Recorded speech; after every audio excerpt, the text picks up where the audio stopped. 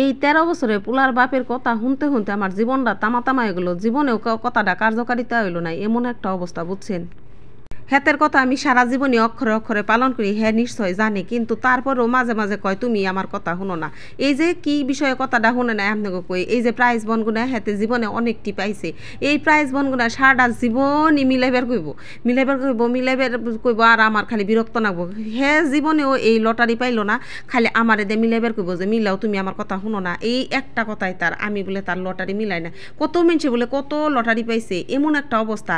আর এই যে দেখেন একের ভিতরে 3, এরকম একটা অবস্থা। এরকম করে মনে করেন এক একটা প্রাইজ বনের ভিতরে 3টা 4টা করে এমন 10টা করেও আছে, কত মিলাইলাম। অবশেষে দেখি আমি একটা লটারি পেয়ে গেছি, প্রায় খুব খুশিতে আছি যে 6065, বুঝছেন। এইটুকু দেখেই তো আমি পাগল হয়ে গেছি যে হাসাই তো পোলার বাপে তো কইছে, আমি এর কথা জীবনেও শুনি নাই, এখন তো দেখি আমি লটারি পেয়ে গেছে। তখন পোলাই আবার কইতাছে আম্মু তুমি কি সত্যি লটারি পাইছো, একটু কাছে ক্যামেরাটা ধরিছে। এখন কাছে ক্যামেরার দরবার যায় দেখে কি আমি লটারিটা পাই নাই, তখন আমার মনটা পুরাপুরি বার হয়ে গেল। তখন আবারও আমি সোজা হয়ে আবার আরেক জায়গায় বইলাম, বইয়ে দেখি যে লটারি পাইনি।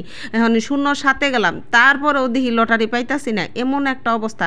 পোলার বাপে প্রতিদিনই খালি কয় আমি বলে তার লটারি গুনা মিলাই নাই, যদি পেয়ে গাইতাম, এমন একটা অবস্থা। এদিক দিয়ে আমি এগনা দেখতে দেখতে আমি ঘেমে সুমে অস্থির হয়ে গেছি, বুঝছেন। কি যে একটা অবস্থা, লটারি মিলানি খুব কম ব্যাপার স্যাপার, তার মধ্যে এই জায়গায় মোটামুটি 6000 প্রাইজ বোন আছে।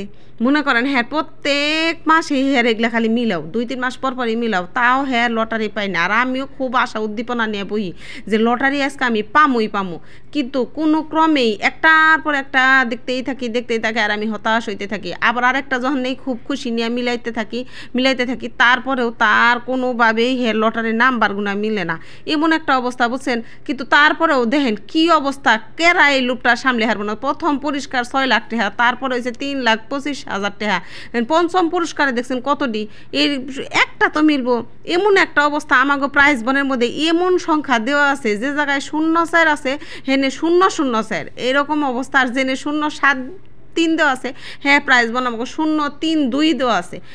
এরকম অবস্থা, মানে কোনোভাবে আমার এই প্রাইজ বন মিলে না। আর আমিও খুব আশা নিয়েই থাকি যে লোকটা আমার এত আশা দিয়ে প্রাইজ বনগুনা দেখায়, তাহলে আমি দেখতে কয় তাহলে একটু পাইলে তো আমারও ভিতরটা একটু শান্তি লাগবো, ঠিক না। তাই আমিও সেই মনোযোগ নেই।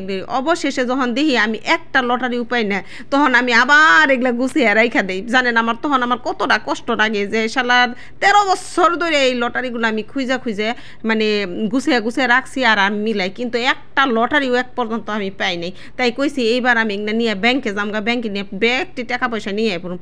কি করুম আর এই নটকার প্রাইজ বন্ধে আজ পর্যন্ত একটা পুরস্কার পেলাম না। কত মানুষে বলে কত পুরস্কার পেল, কিন্তু আমি কোনোদিন এই লটারির প্রাইজ বন্ধটা পেলাম না। আর পোলার বাপে কয় আমি বলে তার কথা বলে শুনি না। আজকে বাসায় আহুক, বাসায় আইলে পড়া কইছি কি কমু যে তোমার এই প্রাইজ বন নিয়ে তুমি থাকো আর আমি এই প্রাইজ বন মিলাই পারব না, আমার বিরক্ত হয়ে গেছি। আর এই প্রাইজ বন মিলাইতে আমার রাত হয়ে গেছে, এমন একটা অবস্থা। তাই আজকে ব্লগে পর্যন্ত, আপনারা ভালো থাকবেন, সুস্থ থাকবেন, আল্লাহ হাফেজ।